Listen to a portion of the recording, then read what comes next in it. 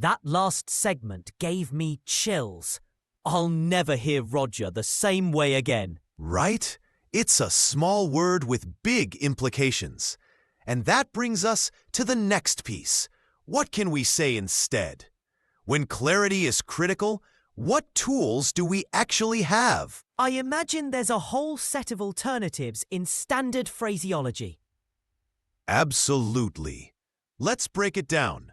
For starters, instead of using Roger, you can use affirmative to confirm a positive instruction. Use negative when you can't comply.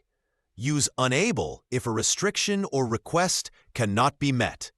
And always repeat back essential elements: headings, altitudes, frequencies.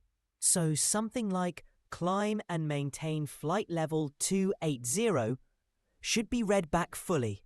Yes, the pilot should respond with climbing to flight level 280, call sign. And if they're unable flight level 280 due turbulence, request flight level 240. That makes so much more sense than just saying Roger and hoping the controller got the message. Exactly. Phraseology is designed to remove ambiguity. Even something like say again is a powerful tool. If you didn't catch something, just ask. It's not a sign of weakness. It's a sign of professionalism. What about for non-native English speakers? These conversations must be even trickier under pressure.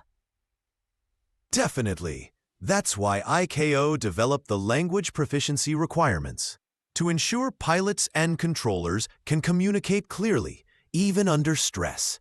It emphasizes structure, vocabulary, pronunciation, and, critically, comprehension. So we're not just talking about accents or grammar.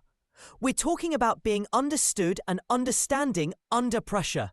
Exactly. For example, in some training scenarios, pilots practice non-standard situations, like misunderstood clearances or unexpected reroutes. The goal is to keep the message crystal clear, no matter the stress level. That reminds me. What about when pilots or ATC get into non-routine situations, like medical emergencies, diversions, or onboard issues? Great question. In those cases, standard phraseology blends with plain English. You might hear something like, "We have a passenger with chest pain. Request priority landing." Or, "We have a medical emergency on board. Request vectors to nearest suitable airport." So when it's critical, plain English is allowed. Yes, ICAO allows plain language when standard phraseology is insufficient. But even then, it must be concise, clear, and direct. And never vague, like Roger. Right. For example, saying "we have a problem" tells ATC very little. Instead, say "we have a fuel imbalance, no immediate assistance required." That gives clarity without overloading the frequency. This is fascinating. So what's one takeaway you'd want every pilot or controller to remember? Easy. Every word matters. Say what you mean. Confirm what you hear. And if there's doubt, ask.